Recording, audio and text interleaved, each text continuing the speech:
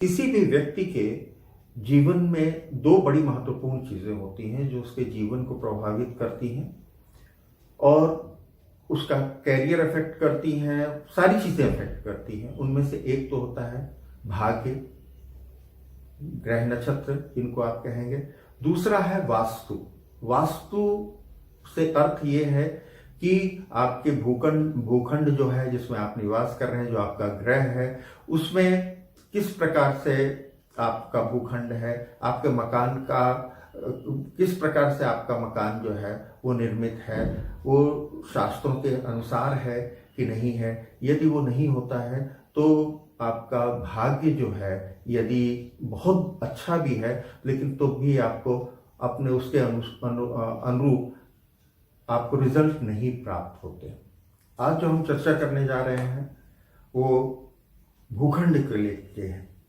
वास्तव में जो पंच तत्व हैं उनको अपने घर के अनुकूल बनाना, अपने अनुकूल बनाना, यही वास्तु है। इसमें से कुछ चीजें तो हम अगर तीन चीजें अपने अनुकूल कर लेते हैं तो दो चीजें अपने आप अनुकूल हो जाती हैं।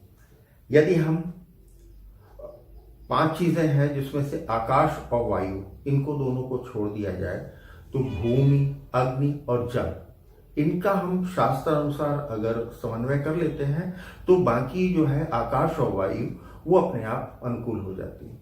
तो आज जो हम चर्चा करेंगे वो सर्वप्रथम भूमि की चर्चा करेंगे कि भूमि किस प्रकार की होनी चाहिए, उसका शेप क्या होना चाहिए। आयताकार भूखंड बहुत अच्छा है, आयताकार भूखंड बहुत अच्छा है, सर्कुलर अगर है भूखंड आपका वो भी अच्छा है, और हेक्सागोनल भी बहुत अच्छा है।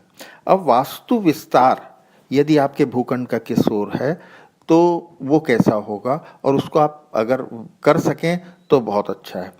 बेस्ट जो है वो कहलाता है, ये देखिए आप, ये पूर्व ईशान की ओर बढ़ा स्थल है, ये बहुत उपयोगी होता है। पूर्वी ईशान की ओर ये बढ़ा हुआ है।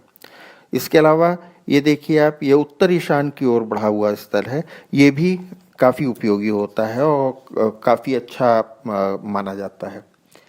फिर ये अगला वाला देखिए, पूर्व आग्नेय का बढ़ा हुआ स्थल है, ये बिल्कुल आपके लिए बेनिफिशियल नहीं है। इससे बीमारी होती है और आर्थिक नुकसान भी होता है। ये दक्षिण आग्नेय का बढ़ा हुआ भाग है, ये भी अनुपयोगी है। ये जो आग्नेय कोण है अगर ये बाहर की ओर एक्सटेंडेड है तो ये चाहे आपका पूर्व की ओर हो चाहे दक्षिण की ओर हो, दोनों ही स्थिति में ये बहुत सारी प्रॉब्लम्स लेके आता है। मुकदमेबाजी, अव्यय और संतान के लिए भी नुकसानदायक है ये। अब ये देखिए आप, दक्षिण नैऋत्य की ओर बढ़ा हुआ स्थल जो है वो भी अनुपयोगी होता है दक्षिण नैऋत्य की तरफ। इसी तरह से अगर पश्चिम नैऋत्य की ओर बढ़ा हुआ स्थल है वो भी अनुपयोगी होता है। तो आप ये देख लें, आग्नेय और नैऋत्य अगर एक्सटेंडेड हैं किसी भी डायरेक्शन में, वो आपके लिए फायदेमंद बिल्कुल नहीं है, नुकसानदायक है। उत्तर वायु का बढ़ा हुआ स्थल है वो अनुपयोगी है। ये अगर पश्चिम वायव्य की ओर बढ़ा हुआ स्थल है ये उपयोगी है, लेकिन उत्तर वायव्य की ओर बढ़ा हुआ स्थल है वो अनुपयोगी है। उससे अशांति पैदा होती है और प्रॉब्लम्स भी आती हैं और स्वास्थ्य को लेकर भी प्रॉब्लम्स होती हैं। इसी तरह से अब हम बात करेंगे घटाव कि किस तरह से यदि वास्तु का घटाव है वो आपके लिए उपयोगी है या अनुपयोगी है। ये देखें आप, पूर्व ईशान का घटा स्थल जो है ये अनुपयोगी है आपका। उत्तर ईशान का घटा हुआ स्थल ये भी अनुपयोगी है। दक्षिणी आग्नेय का घटा हुआ स्थल ये देखिए, ये अगर है तो ये उपयोगी है। एक्सटेंडेड अनुपयोगी है लेकिन घटा हुआ स्थल उपयोगी है। इसी तरह से पूर्व आग्नेय का घटा हुआ स्थल ये जो है ये भी आपके लिए उपयोगी है। दक्षिण नैऋत्य का घटा हुआ स्थल ये उपयोगी होता है, जबकि पश्चिम नैऋत्य का घटा स्थल ये भी उपयोगी होता है। नैऋत्य में कोई भी दोनों एंगल्स में कोई सा भी एंगल आपका घटा हुआ है वो उपयोगी होगा। अभी आपने देखा कि किस प्रकार की भूमि का चयन हमें करना चाहिए और उसका प्रकार किस प्रकार होना चाहिए।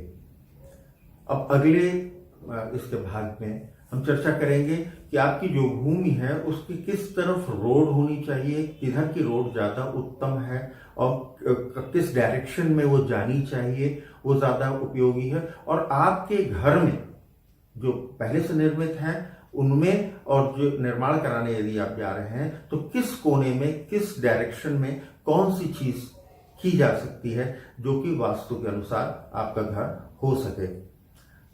जो पहले से घर है उनमें भी थोड़े थोड़े चेंजेस करके और आप उसको वास्तु के अनुसार बना सकते हैं। तो अगले एपिसोड में इसके बारे में चर्चा करेंगे।